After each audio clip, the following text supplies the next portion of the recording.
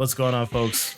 Welcome back to the Expansion Pack podcast, where we download this week's gaming news and we bring it straight to you. This week is going to be a little different, guys. It's it's a new year. Happy New Year, happy 2023. We're doing things a little differently. Last year we did our Game Awards show before the new year, but with time and obligations and the holidays and so on and so forth, we're bringing it to you now. So it's officially the Expansion Pack Podcast Award Show for 2022. It's gonna be a fun one. We got some fun categories to talk about for sure. And of course, I'm your host, Black Ice, and I'm joined by my co-hosts each and every week. If you guys are new around here, we got a pretty banging crew. I just gotta say so myself. So we're starting off with my boy to the right here. If you're watching on the YouTubes, it's Mr. Goopmaster Flex. How you doing, bro? You already know. New Year, same goop. New Year, same goop. Keeping it simple. Keeping it simple to son. Keep it simple, yeah. Keep it simple. It wasn't anywhere near as corny, so I respect that. Thank you. Yeah. Whoa, come on, man. People love the corny. It's endearing, I suppose. All right, but yeah, we also got my man down low there, Mr. 525 himself. May 25th. What's going on, bro? Yeah, chilling like a villain. I'm always tired, you guys, but I'm still here to talk about some damn games. You know what I'm saying? So let's get it cracking. Let's get it cracking, indeed. We're gonna avoid the buffer for today because it's a special occasion here. We're really gonna talk about some of the best and honestly worst things that happened in this past year, 2022. So we're gonna get it started off pretty simply here. We're gonna talk about the most badass character of the year. Now, unless you're living under a rock, I mean, it's gonna be pretty obvious. Last year it was our boy Colt from Deathloop. This year, there's only one man that fits the bill. It's Kratos. Our boy Kratos from God of War Ragnarok, arguably easily one of the best games this year. Yeah, Kratos is just that man. Manny, I know, Kratos is your boy. That's your game. That's your favorite game. So I'm going to let you talk a little bit about definitely, it. Man. Not like, as we all have witnessed and experienced, well, some people, we got to see the conclusion of basically the Norse mythology with Ragnarok coming out. Well, at least what we think so far. Who knows? I mean, they might have another game coming out soon. I'm not going to say anything because spoilers, since the game is fresh. But, the way just Kratos handled everything, my man, he's him. That's all I got to say. Like, my boy coming in swinging, he said, this is my boy. Nah, like I said, like Kratos, I love it because everybody's like playing Ragnarok and like it's making everybody go back to the original games, and I'm seeing memes from the original games, and I'm just like, you love to see it, like this is what I love about it, like God of War is so, I guess, like inspiring, Yeah, you're not wrong. You're not wrong, though. You're not wrong. It's definitely is an amazing game, an amazing story. Also, like the thing that I loved about this game was we got to see, as time went on, a softer side of Kratos, or at least a more softer, maybe not the right word, a more intricate side to Kratos. Like, obviously dealing with his son. We saw how he interacted with the son in the first game, and it was really cool to see the evolution of that character, and in a sense, seeing a more tender side or a caring side of Kratos, but then still knowing that he'll rip somebody's head off at the end of the day, right? Like he's that dude. Like he's just I definitely love the character development of Kratos. We've seen, Kratos being younger, more violent, and can't control his rage, to much more older, wiser Kratos. More caring, loving father, worried about his son, controlling his anger, just so he can make sure that he's not that monster in front of his son and have his son, be scared of him, kind of. And not only just his son, though, not one of the things that I really appreciated about the game was that it's not even just about him only caring about his son. Like he understood, like, there are allies around me. I need to be focused on them just as much as I'm focused on myself and my son, and he puts just as much care and love, for lack of, for the best way I can describe it, to some of his allies as he does to his son. And I think that's really like one of those things that shines through for him, to the point where I mean, I guess it dabbles in slight spoiler territory, but you know, it gets to the point where he is he lives up to the name of a god of war, right? Like, you know, in essence, he becomes like a general, and you know, without saying more than that, like he's. I'm trying to avoid more spoilers, but like, yeah, it comes full circle. Once you play the game, you definitely kind of understand where I'm going here. But yeah, the evolution of Kratos is just dope. Definitely. Like, you know, he can still kick your ass whenever he wants to, but he's more calm and collective. Yeah. More thoughtful when he's kicking your ass, basically. Okay. As long as you don't have like the R3 or whatever popping on the top of your head, you're good. Yeah, you're good. Oh man. That meme is great, bro. Oh man, you're all set. But nah, yeah, he's always been like a super duper badass character. They kind of built him like that since the inception of God of War. And I can't really think of another character who they put more time into letting you know that he's a badass. More so than Kratos.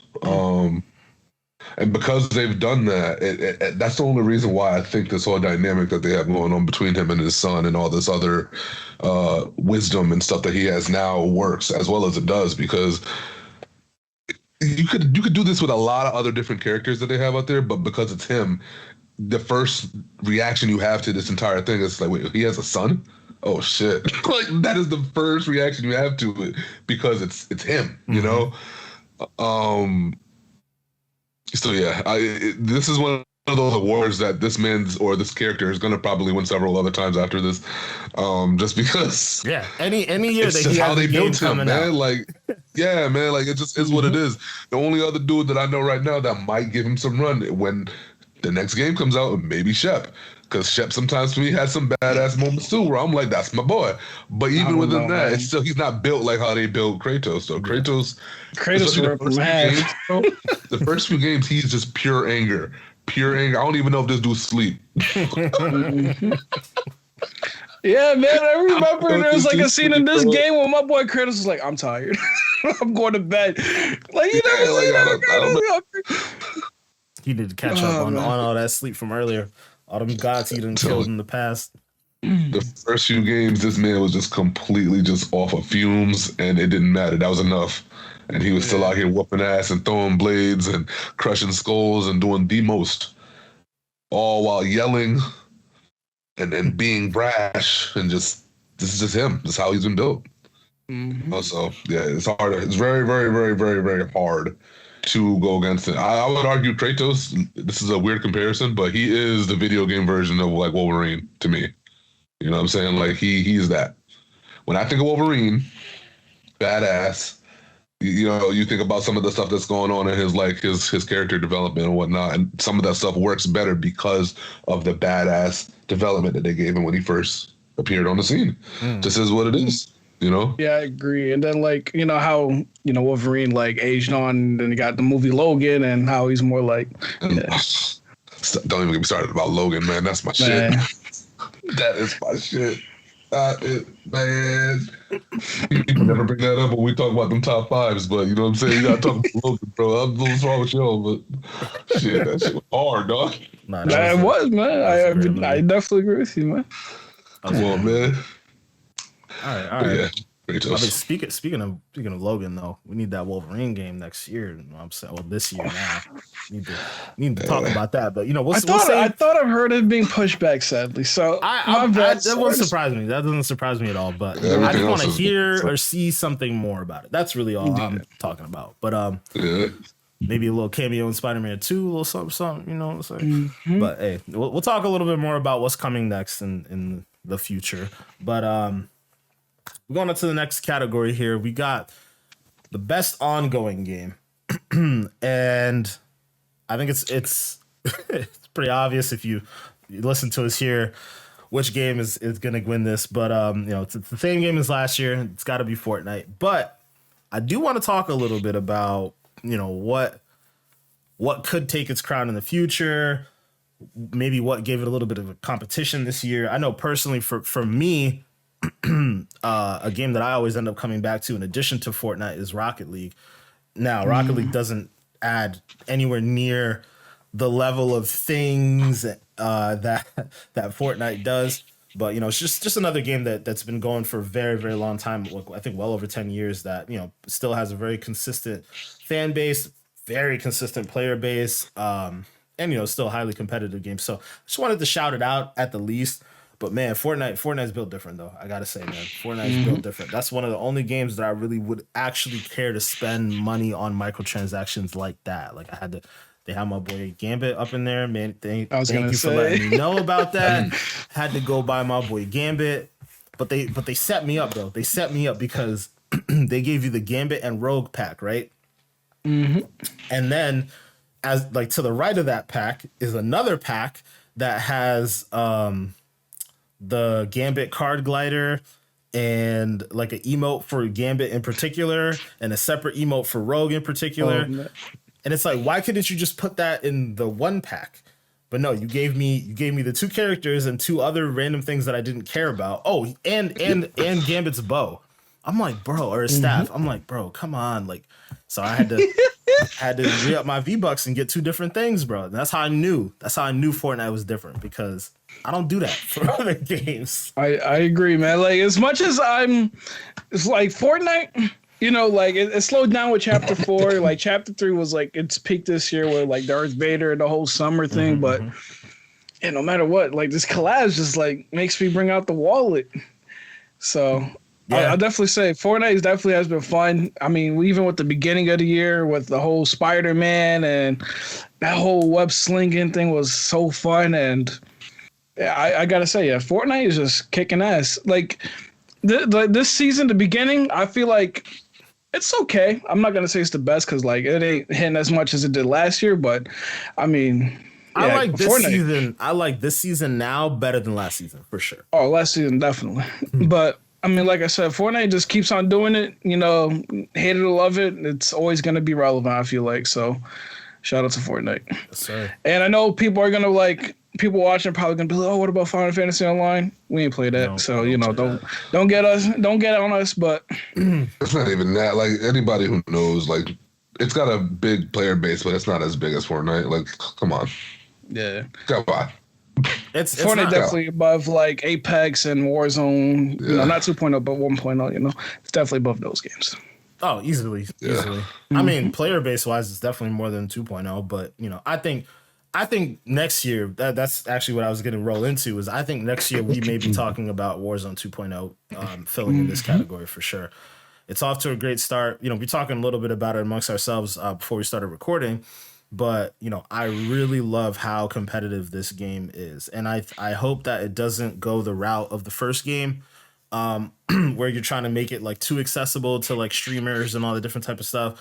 Like keep it competitive, keep it the way it is now, because that's obviously where they seem to be wanting to go with this. Like that was one of the big things I remember them mentioning in the event, is to make it more of a competitive like esports type of game. And I think they've done that beautifully with this one. I love the changes that they made. They need to fix the loot system. Really need to fix the loot system.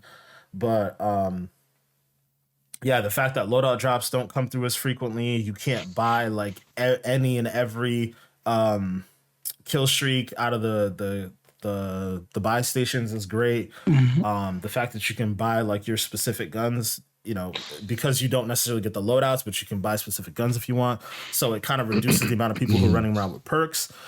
The perk system is also changed in Warzone in particular. So you can't just throw in whatever perk you want on a class. It has to be like a preset set of perks. I think that's pretty cool. And keeps the game balanced as it can be. So really smart decisions they've made there. And I'm hoping that they keep up with it, so that way, next year, when next year rolls around, we'll be talking about Warzone 2 as like best ongoing game, because I think it's definitely set itself up so far to put itself in a good position for that. Just as long as they don't the problem with like these games though is like they can't just let streamers and influence their decisions. They gotta like keep true to the formula they have. Yeah. So as long as they don't give in, like for example, Apex earlier this year, like something as small as taking out the gold knockdown shield just because people were complaining that like, oh, they were losing matches because somebody had the gold knockdown shield, which takes like 20 seconds to revive yourself, which has this loud ass noise and this dumbass animation where like giving out your position, but clearly, you know, people can't handle that, you know. they can't handle that. They, you know, these pro streamers can't handle that, so they got to change it. But, you know, like I said, as long as they don't, you know, they don't listen to these streamers and, you know, at least, you know, like you said, fix the loot system a little bit, you know, it got potential. For sure. And the last game I want to throw in there before we jump over to the next topic, as far as best ongoing game, because I think it also deserves some recognition too, is got to be Grand Theft Auto. Grand Theft Auto Online. Man, I'm waiting, man. Like, I love Grand Theft Auto for the simple fact that they always drop at least like 2 DLCs a year. I'm not gonna say these DLCs are great, but like the fact that like this DLC might be able to tie into Grand Theft Auto 6. I like this DLC. I think it was dope. And the fact that they keep adding like different cars too, like I got this fucking banger ass car, GTB Custom, Italia GTB Custom, I think it is.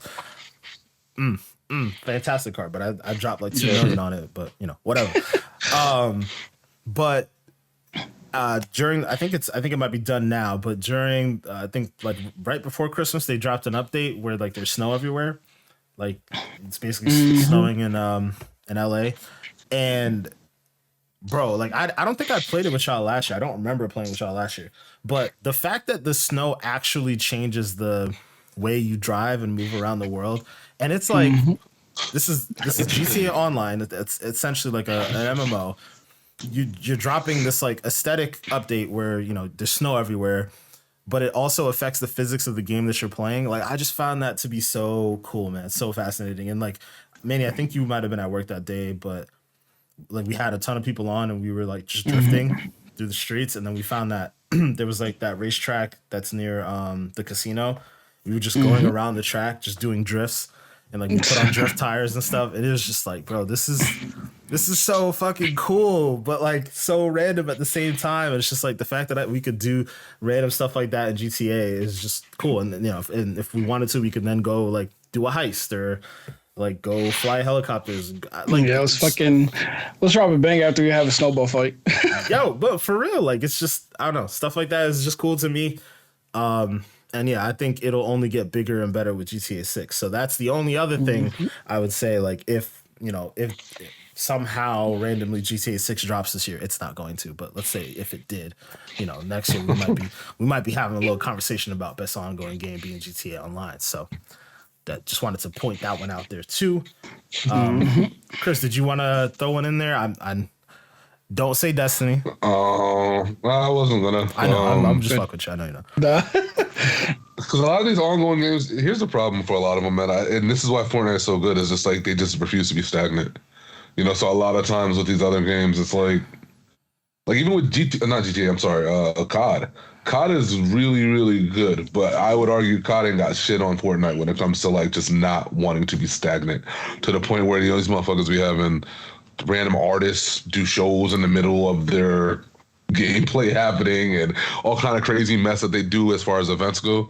They refuse to let anybody out there say, yo, this shit getting boring. And like, what's the number one like death sentence that happens for a video game, bro? Boring. Yo, this shit getting boring, bro. And then what happens? You done took it off your hard drive, you done got rid of the game, whatever the case is, and then they lost another player off of their player count. So you just cannot debate that idea. I'm a big believer in, even if you don't like something, right? Or even if something goes against your grain or whatever, you have to give up credit where credit is due, man. Like you just have to. These folks are doing something that on paper to me seems very simple. You know, just make sure you freshen things up every so often and make sure you get certain kind of like licenses and you make certain things happen. On paper, it really doesn't seem like they're doing anything too crazy.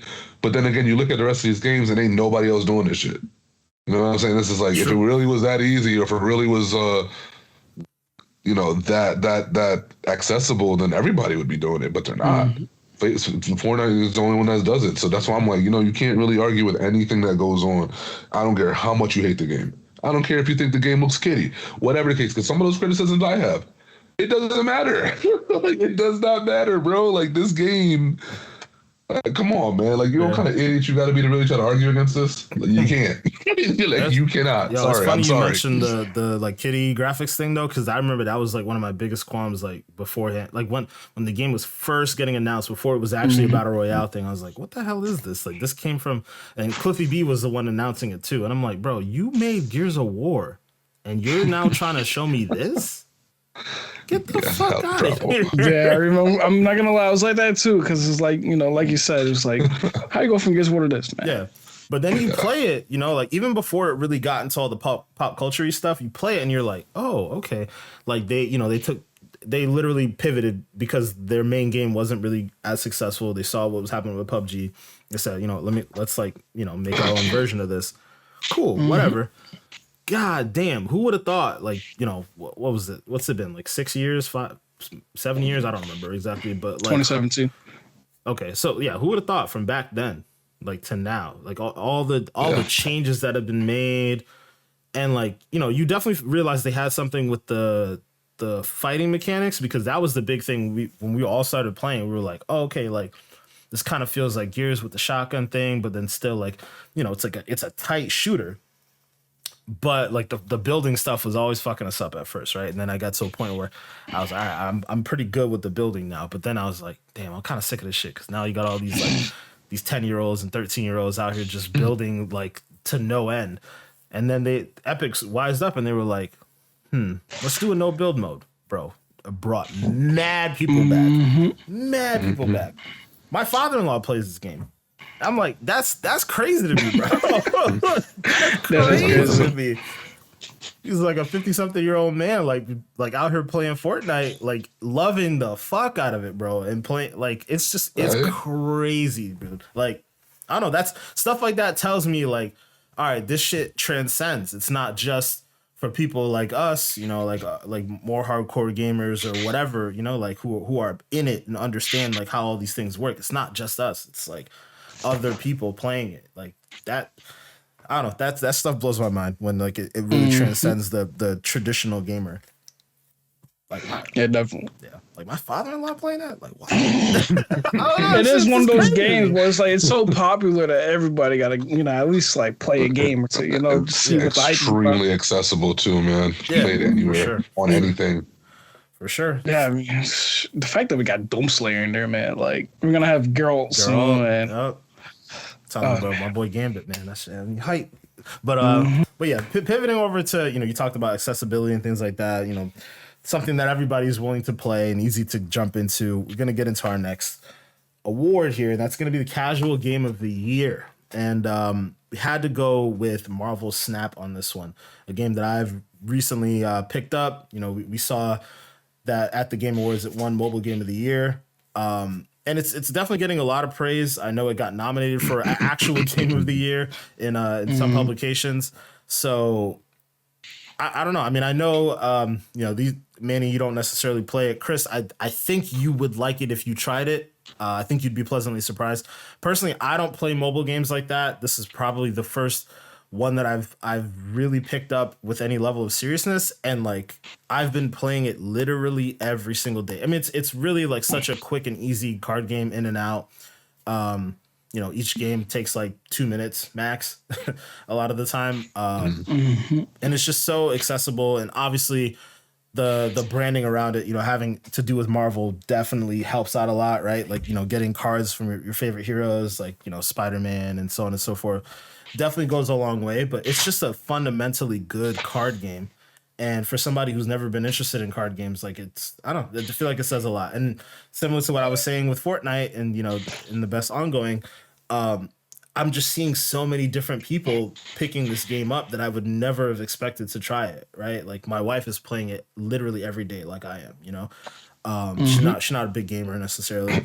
A lot of people in our friend group like are playing it literally every day. We are playing it in between, like, let's say we're playing Warzone or something like that, right? We die. Like, all right, well, let's load up a snap game, like while waiting to get res or whatever it happens to be, like it's just like quick in and out games that you can play, and it's literally everywhere. You can play it on your PC, you can play it on your phone. I feel like it's gonna come to Switch soon. I really have a feeling that's gonna happen Wouldn't be next year. surprised. But yeah, I don't know. I just think it's a really dope game.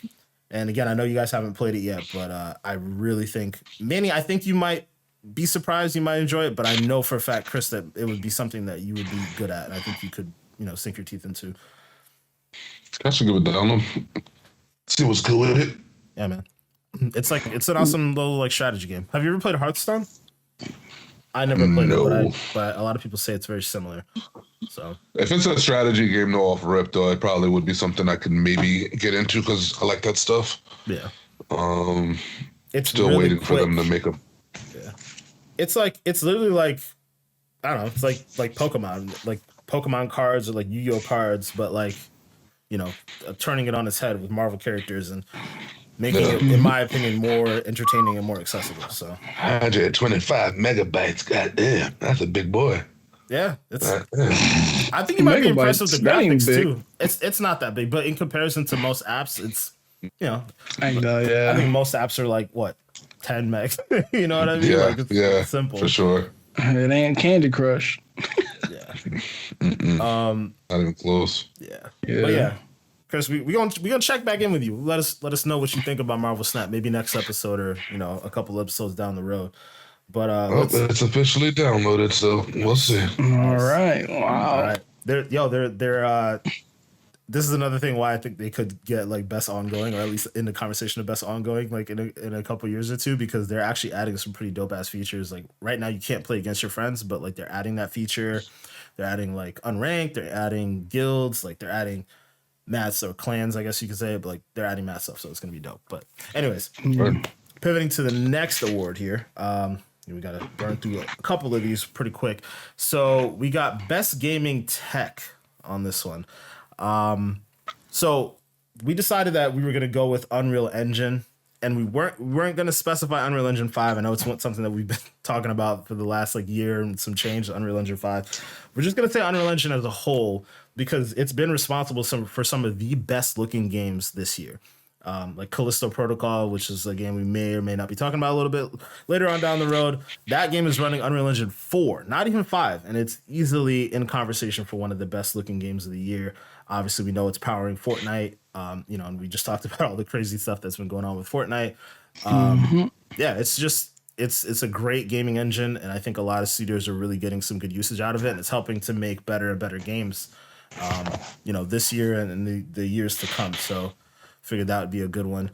And then we're just going to jump over to the next award real quick here. So it's going to be Sleeper of the Year. Y'all have been following the podcast early in the year.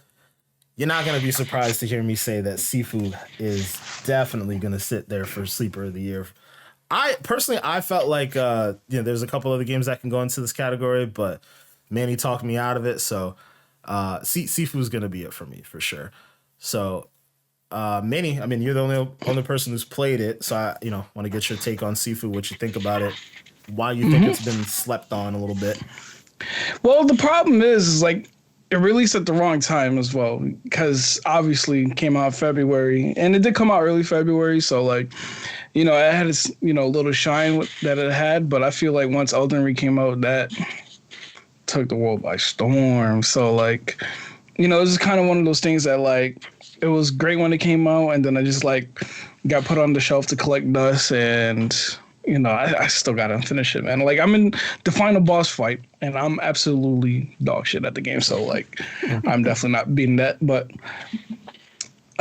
other than that, like I said, like it's a great game, like the fact that you got this kung fu style fighting game with the little twist where you age as you like die, and just, it keeps on multiplying the more you die, and creates a whole different aspect. You got to keep backtracking just to go forward. So yeah, definitely it's a really great, fun, replayable like indie game. And yeah, I'm surprised it didn't get much more love, but at the same time, I guess there was a lot of indie games that kind of shined this year. So I definitely would consider this a sleeper.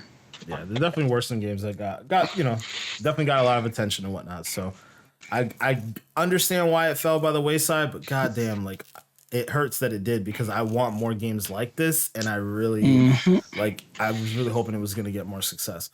I do also like, part of me feels like if this comes to Game Pass like next year or whenever, I think the profile of the game will get raised a lot.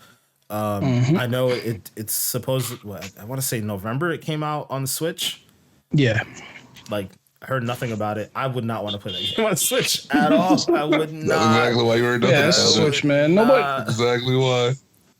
Yeah, it's just like that game is like precise controls. You gotta be like good with it, whatever. Like, I can't imagine playing that at like 24 frames per second on the Switch, and like, nah. I can see why the casual like it, but I mean, at the same time, it's like, yeah, it's a hard game.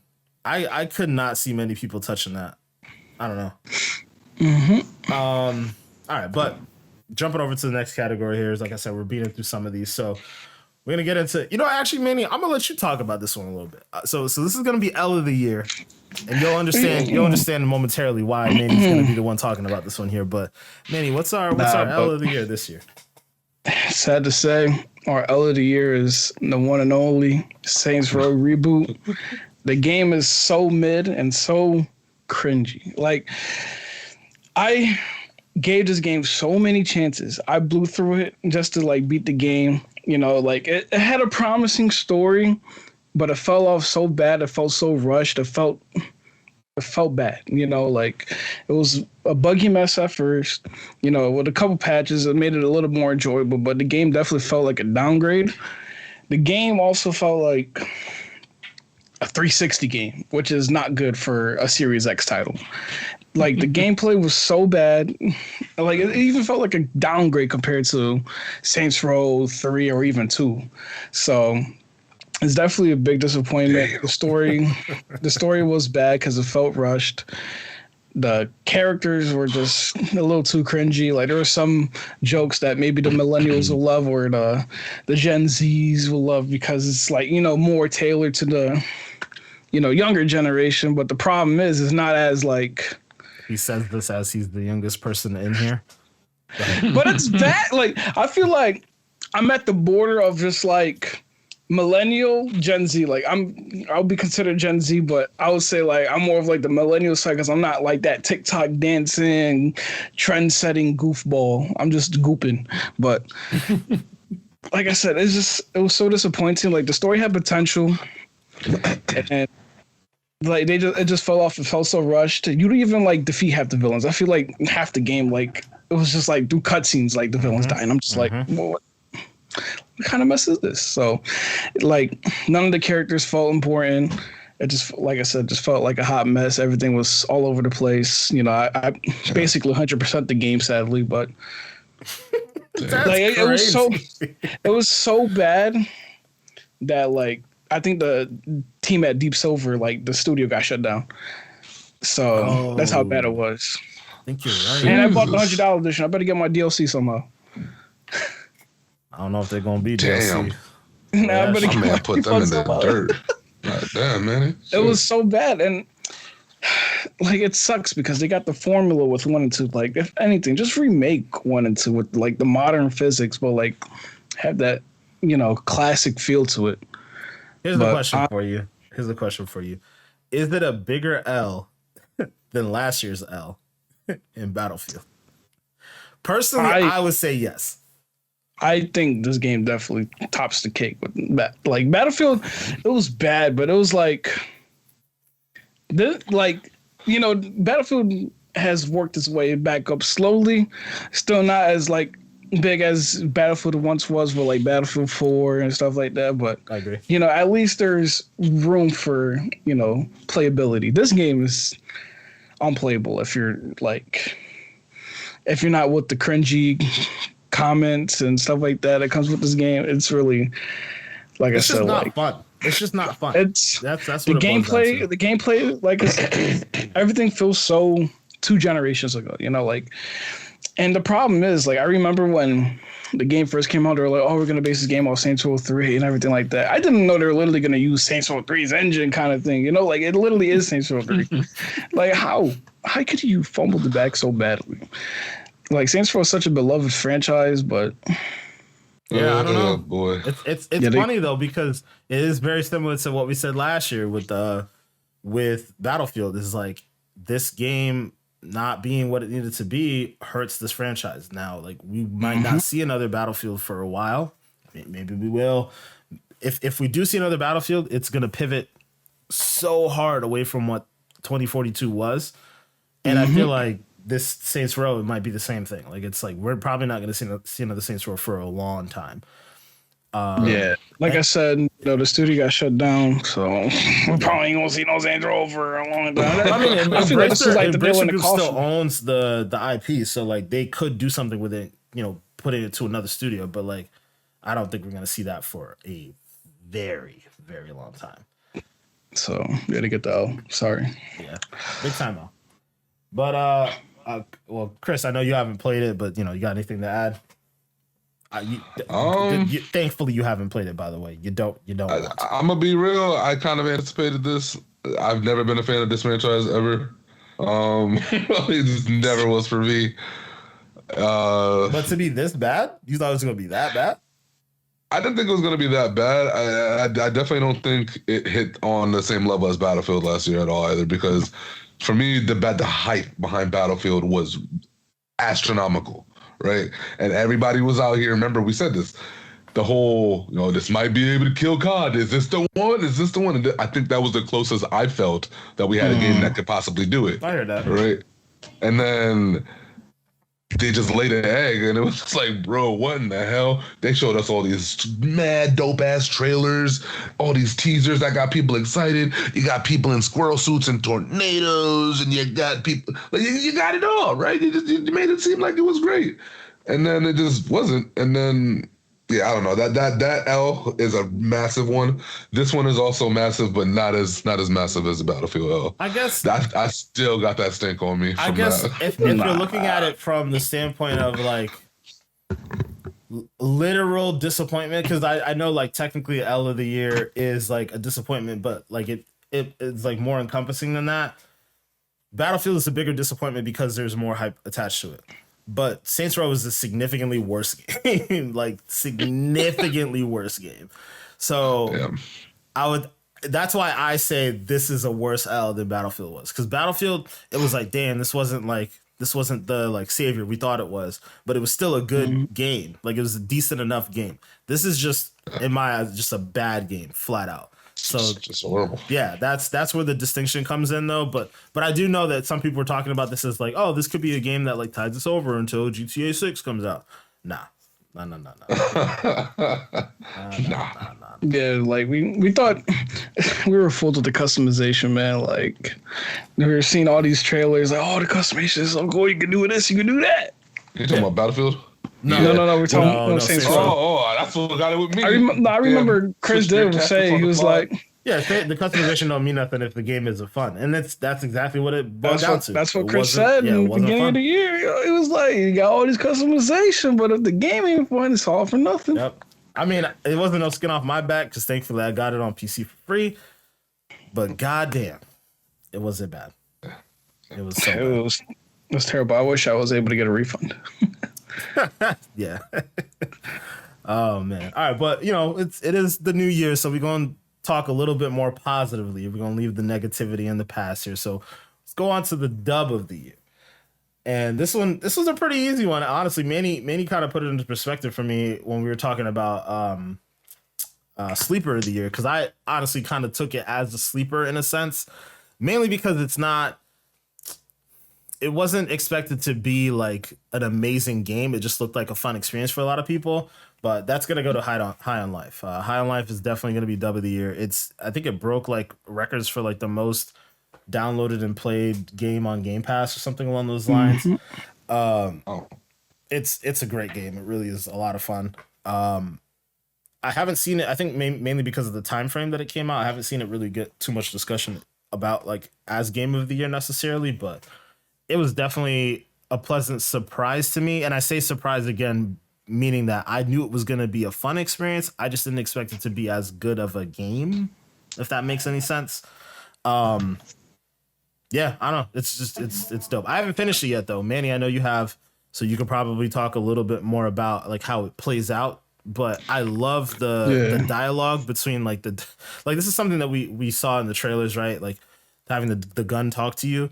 I didn't realize how many different guns there were going to be and how like awesome their personalities were going to be and how they interact with you and like how the game world interacts with you. Like there's this dope ass moment. I was like, actually right before we started recording, I was playing it and there's a situation that happens and like, you know, your house ends up on a different planet and you have this guy like in your house, like kind of guiding you in a sense, but he's watching TV all day long, all day long. And he's watching actual real movies, like real world movies. Like I forgot what's one of the movies called Blood Harvest. It's like a 1987 like old ass film, and he's just watching it. And you're like, you go into your house and you're like, what the fuck is on TV?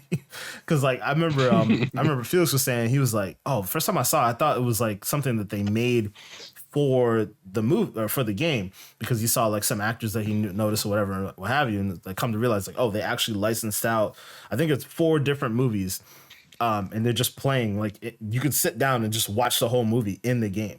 But like the way the game interacts with you sometimes. So like I was standing in front of the TV, in front of the guy, right? So he couldn't see the TV. He says something. He's like, hey, you're blocking the fucking TV, bro, or something like that. You know, the way. Sorry. The way the game interacts with you for doing different things is just cool. Like I remember seeing someone post on TikTok, like right in the beginning of the game, when you first get the first gun, it's called Kenny. If you press start, he starts yelling at you. He's like, why the fuck would you pause it now? Da, da, da. Are you an idiot? Everybody knows the pause button's pause. You're testing out the pause button. I'm a gun. Shoot me. Da, da, da, da. It's cool, man. It's cool. Like, funny stuff like that, how it plays out in the game. It's really interactive and it's obviously resonating with a lot of people. So definitely got to be dub of the year for us. Yeah, and the amount of like, you know, fourth wall breaking and like all the other stuff in the game that you can do, like there's little Easter eggs. Like for example, one of the bounties, Douglas. Like there's a part like where you're just going through a training program to like, you know, be like, I guess like, to get to the final boss of that like bounty. Yep. And what is it called? He's like, well, the next step, you're gonna have to wait here for an hour. I'm trying to see your fucking I forgot the word it's called, but like I was like, yeah, just wait here for an hour. So like, you know, you would think like, oh, okay, I'm not gonna wait here for an hour. I'm just gonna go to this. But like people actually waited an hour, and new company was like, oh, well, I wasn't expecting you guys for waiting for an hour, but well, here's your reward. And then like he tries to open the door, and he was like, if you're seeing this again, the door's broken. So like, yo, dude, it's so good, Chris. It's so good, especially if you watch Rick and Morty and you like get that kind of humor. It's obviously made by the same people and stuff. It's just so fucking funny, bro. Yeah. But yeah, that hour thing that you're talking about, I was really like, I was tempted to do that. Yeah, like, should I wait? And then I saw like the broken gate, and I was like, yeah, like if they actually did like give you like a secret thing, you know, say or like, something, yeah, that'd have been cool. Man, like, and then there was like another one where it's like a minor thing where you just walk in the street and the guy's like, hey man, can you like watch my bike for a little bit? And then you say yes, and it's like, oh great man, I appreciate it. This bike means everything to me. Then he like walks away, and then like as soon as you look away for like the slightest second, and comes back.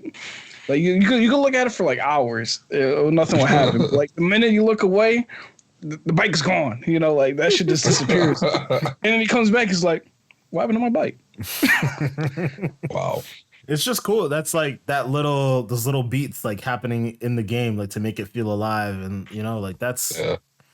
that stuff's cool, Yeah. man. Need more of that stuff in Like, games. Not everybody might be, liking the humor, but most of you will like the humor. Yeah, I feel like the majority of people would appreciate the humor at some level because it's definitely funny. It's good. It's good for sure. And if you don't, you can turn on the dialogue. Thankfully, they have a feature like that for the people that are. Yeah, people who don't want to hear like the guns like chattering at you and all that extra stuff, you can turn that off. So I did actually find that to be interesting. I feel like you lose a lot of the essence of the game, but there's some people that really don't like that type of stuff. So I get it, and I think that's cool that you give people the option at least. But Yeah. No, for sure. it's another one to check out. We'll say also before we move on, one of the reasons why I kind of look at this as also as a bigger W too is the whole. It kind of feels like for me, this is one of the few Xbox things that like we kind of have for right now that like PlayStation doesn't and that actually did well. You know what I'm saying? We need more wins like this over on the Xbox side of things, I think. And not to say that PlayStation has that many for PS5 right now. They got maybe a handful themselves, but man, I want Xbox to have a couple more things to kind of like bring to the table too, so that way they can keep their equal footing. I think so. This is good. Yeah, it's definitely good. It's funny because Manny and I were having this conversation, right? Like, I think we all agree Xbox was slacking this year.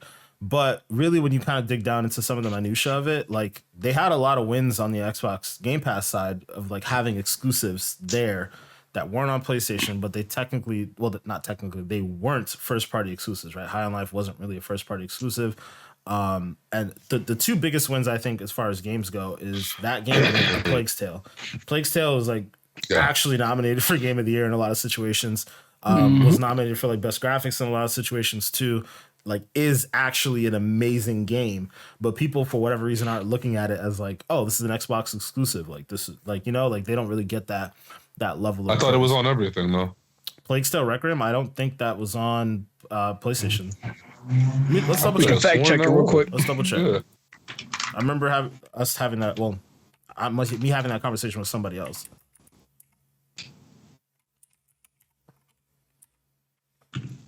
And the results are in. It looks like it was PlayStation 5. Okay. So, but still, like get a AAA game like that in console day one, like it's still a big deal. So was the first one on an exclusive? I'm confused now. I know the first one was also given a lot of fanfare for being in Game Pass too before the sequel came out. Yeah. Oh yeah. Before that, I thought it was exclusive myself too until a couple weeks back, and I was like, oh. Nope. Yeah. If it's on PlayStation, I don't ever hear anybody playing it on PlayStation. I haven't heard anybody talking about PlayStation. That's interesting. See, now that's a different conversation for, I guess, marketing and the whole idea of things being in Game Pass versus not being in Game Pass, because I have never heard anybody talk about it on PlayStation. So that's why I thought it was exclusive. But still, I mean, dope for it to be in Game Pass like day one. And obviously it was a great game. Like, yeah. All right. So I still think they should have kept the first version and aimed Game Pass though too. Yeah, I don't get that. I don't get what happened there. It's obvious that Microsoft has a good relationship with that studio because the Sobo is the studio that made Flight Simulator for them, or like ported it, I believe. And they have worked with them on a number of different games. So I'm not surprised that they were able to get those type of deals done. But it's. Part of me feels like that's another one of those studios that they would target for acquisition if they weren't in the middle of this whole Blizzard, Blizzard, this Activision and Blizzard deal thing. But who knows? There's actually a lot of rumors about. We'll talk about that down the road. But there's a lot of rumors about companies in Microsoft what might go acquire after this thing gets done, like very small scale ones, but like could be very good for their portfolio. So hopefully we'll see more of that stuff coming down the pipe. But jumping over to the next category here, it's going to be best story. And for me, and I'm sure Manny will echo this one here, but this was a pretty easy one to pick off as well. It's got to be God of War Ragnarok. I believe what's the award that was at the award show? Was it best narrative? Basically, it means the same thing. I believe so. Yeah, they got that. I mean, I feel like they got like everything except for like art direction and stuff like that. So they got every other subcategory except for game of the year and art direction. I think game direction they didn't. What's it called? I think Elden Ring got that one too. Yeah. I think art and game direction. Yeah. But I mean, I feel like they definitely split everything down the middle pretty nicely. But yeah, best story, gotta go to God of War. I mean, we kind of already talked about it. I won't go too into detail about it because we kind of already touched on it with the badass character thing. But I mean, just an amazing story, amazing character development.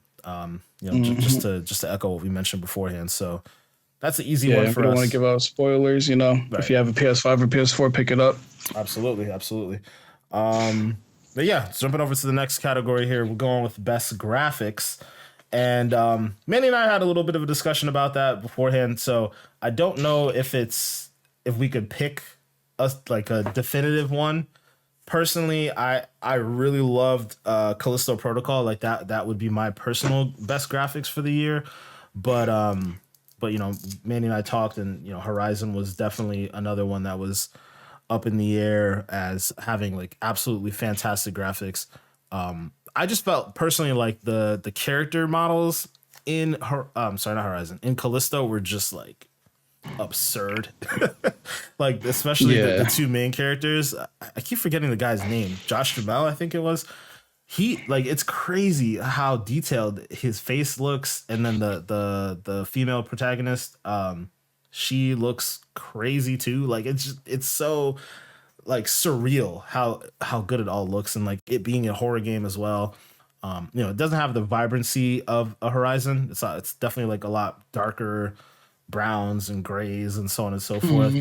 But man, it's still definitely a really beautiful game in my opinion. Chris, I want to get your take on this one now. Like between Callisto and Horizon, which way would you be leaning? I like Callisto's graphics a lot, and I was actually surprised to hear that it was Unreal Engine 4 when you said that earlier, because I thought they were on 5. Especially some of the visceral stuff that they do in Callisto Protocol, like when they do like those really, really crazy deaths that they do, them shits look kind of wild. You know what I mean? I remember I saw this one part, I was watching somebody stream it, and he was fighting something, and the thing just bit him right in the face and just took the whole shit off, and I was like, God damn! I can seen that shit before, but it looked good for looking bad, but it looked good. You know what I'm saying? But even within that, though, man, I can't hold you, man. Like, Horizon is a gorgeous game. It's always been gorgeous to me. I do kind of agree with you where I think the character models are a little bit funny looking. That's the one, like, I think Aloy's aesthetic is nice.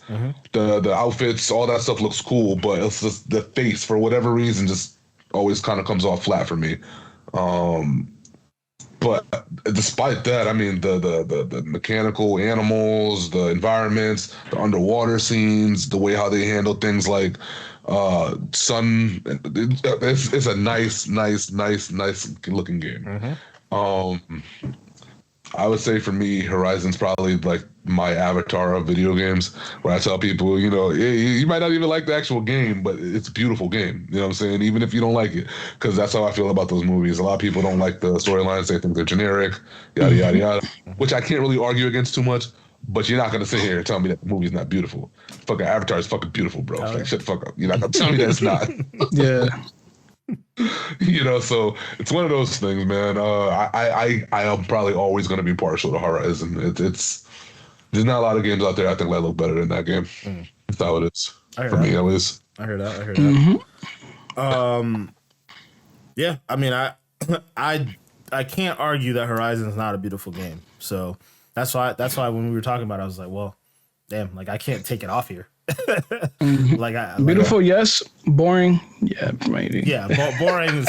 But fortunately for them, that's not what this category is about. So it is what it is. They definitely got the graphics on lock. But yeah, I don't know the game itself. I really do need to try to take a step back into that. I think once I finish Last of Us, so I'm replaying I'm replaying Last of Us Part 1 because Manny got the remake. So thank you for that because I almost bought it.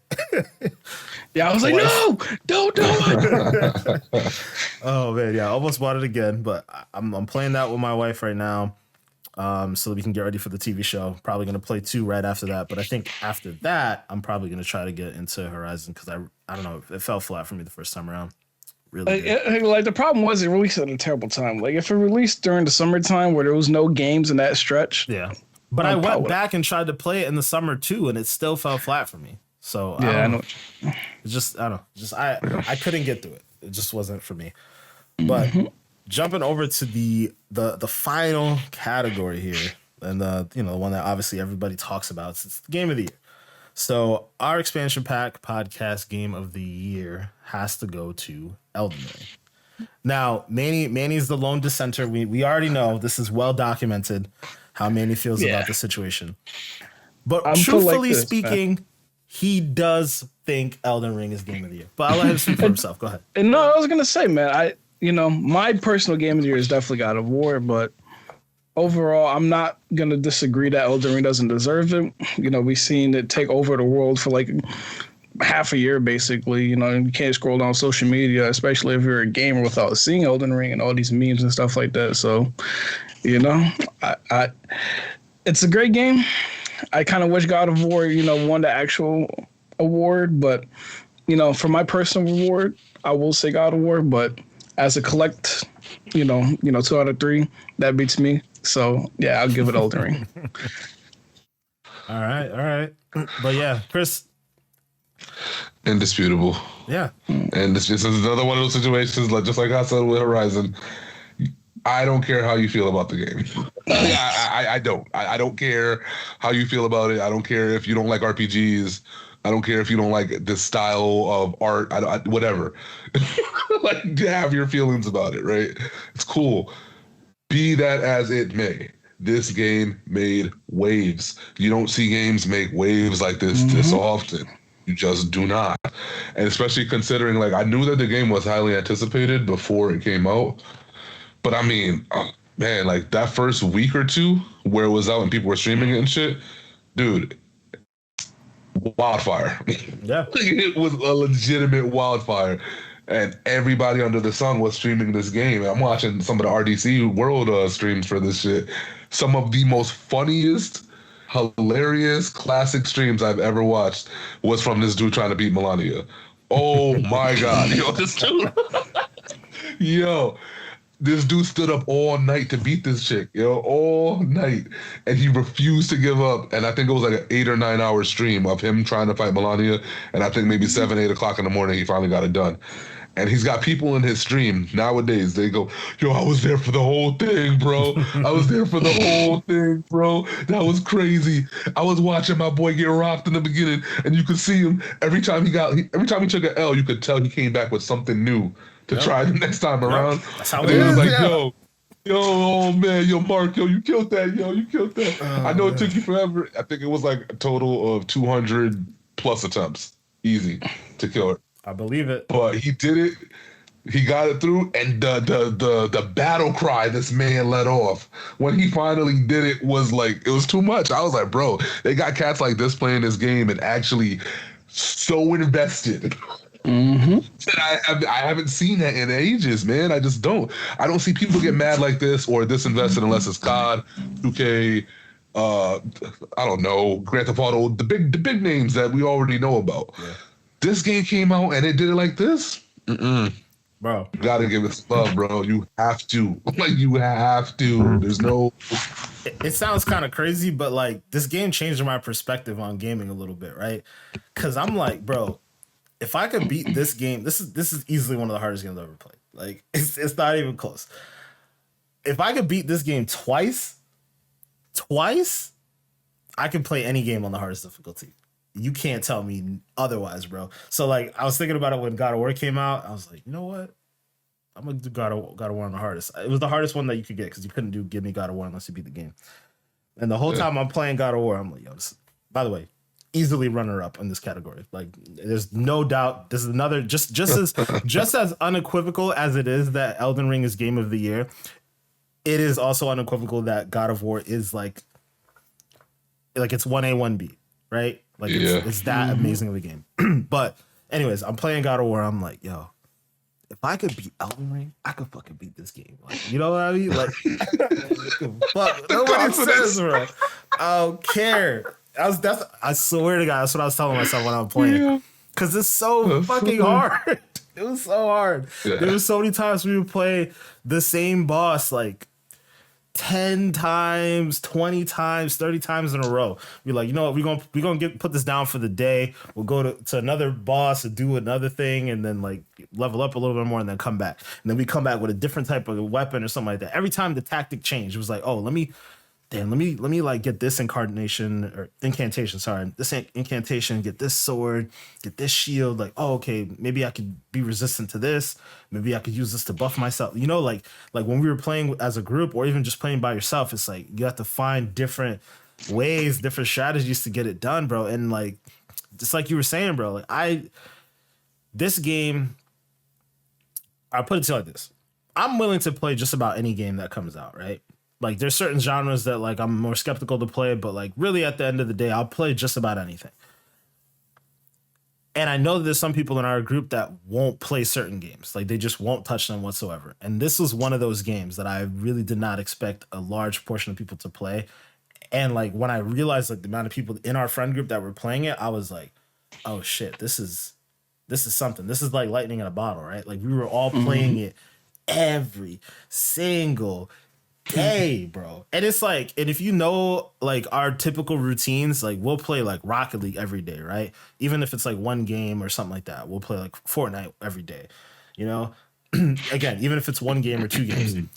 When Elden Ring came out, it was a good 2 months damn near where we weren't playing anything other than Elden Ring. And that's wild to me. Like to still think about that, go back in time and think about like how I was like, all right, boys, going at Melania tonight, you know, like it's crazy, bro. It's crazy. Like,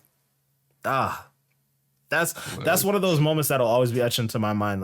Like as far as gaming goes, of like, I'll never forget that. I'll never forget those moments. Like it's just timeless. This shit is great. That's amazing. Like that might be like one of my favorite games, like ever. Just like all those experiences that we created like within that game. So I can't wait for the DLC to drop. I'm hoping we'll get back into that then, because From Software has been known to make some pretty good DLC for their Souls like games. So yeah, I want to get back into that world for sure. Yeah. Man, did you beat it yet? I was fighting. I'm guessing the dude before the fucking final. Oh no! God damn it. Yeah, I didn't get to beat the game yet, sadly. But like, I came back and I don't know who it is, but like I'm guessing it's the dude before the final boss, and just keeps whooping my ass. So like, I just kind of like put it to the side again. So I'd probably attempt it with like people with me, but I was about to say you got help. Yeah, he whooped my ass. Still got to be Melania, whatever you pronounce it, but yeah, I think it's Melania. It's definitely not how I've been pronouncing it. I know that much. I know I've butchered that name multiple times. But yeah, Manny, I mean, hey, I'm here. You know, we could try to get that going after this if you wanted to. Yeah, maybe. We'll see. You know, maybe I can finally be Elden Daddy. Oh, you tarnished. Oh man, No more tarnished. All right. Well, yeah. I mean, we'll see how that goes. But outside of that, guys, that's definitely gonna wrap it up for this awards show here. We definitely got a number of different things we got planned for 2023. Hoping to get some more streams in. Hoping to be able to play with our boy Chris some more. Yeah, I'll gonna make myself more available, y'all. I've been getting money. I'm sorry. I've been had to work. I was working all of 2022. God damn it. The diamond head. I mean, I'm saying we could be making money a different way. You know what I'm saying? Yeah. Know what I'm With saying? the OnlyFans, if you check the description. This guy, yeah. Bro, man, I haven't said that since the Yeah, first that's what I'm episode. saying, man. Brought it back. Damn. Yeah, man. But yeah, new year, hopefully I get my streaming game back up. The hardest part is just hitting live. But like everything else, like, you know, I think I'm telling you, man. There's a way. I'm literally not even stressing that no more. Maybe 2.5 hour streams, a couple nights a week, and then just chop things up. Though I think it's more important to record everything you do rather than stream it. You know what I'm saying? Because if you record everything, you can go back, do your thing, chop it up. Denzel's frozen? No, he's not frozen. No, I'm not frozen. you're bigger. What I said was gonna happen happened. Nah, but like I said, man, like, you know, I definitely got to try to get more on streaming because, like, I know y'all love my streams. People say they love my streams. I don't know. I feel like y'all hate me. We all just got to stream in general. Yeah, Straight definitely got to find some. So we're gonna be more. We're gonna switch some things up, guys. That's all. That's all we'll leave it at for now. You're gonna see a little bit more of us in some different ways. So make sure if you guys aren't already subscribed to our YouTube page, please go ahead and do so. And for those of you who are following us on our social media platforms, thank you for that. For those of you who aren't, make sure to check us out at XPAC Pod on Instagram and Twitter. And then you can also just search us up at Xpansion Pack Podcast with an X on TikTok. And outside of that, guys, we will talk to you guys next week. And yeah, peace. Hiya.